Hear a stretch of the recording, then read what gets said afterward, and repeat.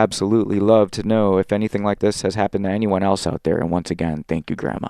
So this one is the glitch story from my intro. So this story here I found on Reddit about dream realities. I don't know what else to call that. I don't know if I coined that term or what, but it's like where something that you dream about kind of bleeds over into your waking life, or somebody witnesses something that someone else dreamed about. 2 or 3 of them I've had on this podcast. I think my first episode had that.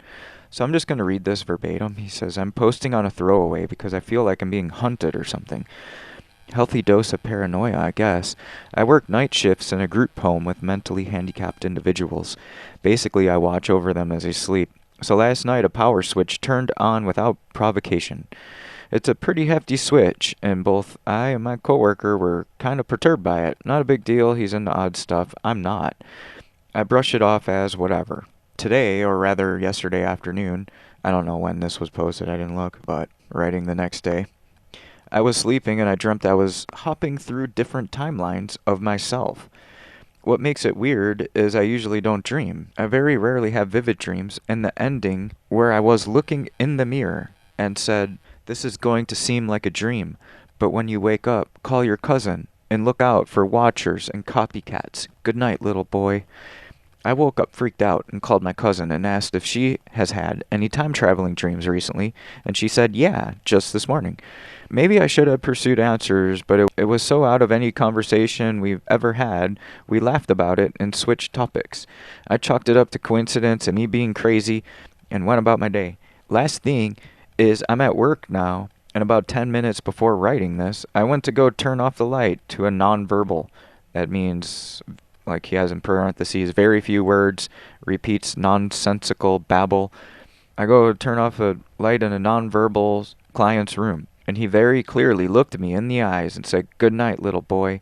I said good night and shut the door, but I am genuinely spooked. I'm usually skeptical to coincidence, but I am freaking the F out right now. What the F are watchers and copycats? What in the flying F do I do? I'm going to read the next one. So this person said, I've had at least one similar dream, and though I don't really know how I feel about putting it out there, I feel like I should try, if for no other reason, just because of the similarities. The topic of watchers was touched upon in my dream, but I don't think I want to say how. What I want to say is it became entirely clear after a point that I wasn't allowed, like, quote, I wasn't allowed or supposed to be doing what I'm doing in the dream, which is to say I was willfully changing the scenery until I landed in a very strange dreamscape. I don't know if I can do this without details, but I'll give it a shot. Pardon my purposeful ambiguity. I haven't decided if I want to share this in its entirety yet. I was lucid in the dream before I ended up exploring this really strange place, meaning that I stopped switching the scenery up and had to look around. I know you said your dream was vivid, but I felt it important to say that I was lucid for mine. I felt as though I was being watched and then hunted in this dream. I was definitely hopping not only destinations but also time periods. This is one of the only occasions where I was aware that I was hopping around time periods.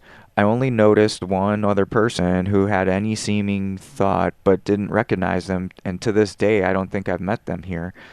Our conversation was not about recognizing each other, and the fact that no one else seemed to be absorbing any information. Think sleepwalkers.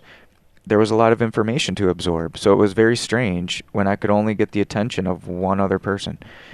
And everyone else seemed to be paying no attention to what was happening around them. This person did want to talk, but apparently couldn't for very long, for fear of something, question mark. I don't much care for rules, so I continued to babble and ask questions and draw a lot of attention to myself in the process. I lost sight of her during my scrambling of rooms. After having followed through 2 other rooms, I lost sight of my mark, and I just went into the 3rd room. I don't know how to describe it, but it's like I knew I shouldn't try to stick out after having followed this person through 2 hallways and 2 rooms. Very shortly after I spoke with this person, I was more or less forced to wake up by what I can only describe as a hijacking of my dream. I was just listening to a lecture when I noticed an elderly man. I remember exactly how he looked, staring at me with discontent on his face, very plain to see that he didn't only disapprove but actually resented either me or what I was up to. The scenery changed to a personal fear, but I was lucid and in control still, so I wasn't even fazed. I actually went back to the strange place. In my dreams, if I'm lucid, all I have to do is do a quick 180 turn or close my eyes with a little longer than a blink with the intent for the change to occur. Usually this is a bit of a gamble, but I can occasionally kind of sculpt parts of what I'm about to see with intent. Generally, I lose lucidity before I lose control. Right here, I lose control, but I knew I was still in a dream. I was surrounded by one of the people upon my arrival. By this, I mean one of the people multiplied and surrounded me, very much like Agent Smith, like the Matrix 3 when he made copies of himself and surrounded him. Looked nothing like a literal agent, though. The attire and age of the agents, for lack of a better term, seemed wrong or out of place. All the same person, though. Their faces happened to be contorted with rage at this point. After having read through comments, I feel like this might be of interest, like unbridled rage. They were very pissed off and couldn't exactly hide it, and I got the direct impression I had worsened things by coming back from what I should have awoken me the first time. I get a little bit freaked out, and then I lose control. Still lucid, but no longer in direct commands of what's up. I've been kind of going with the flow for a while up until this point.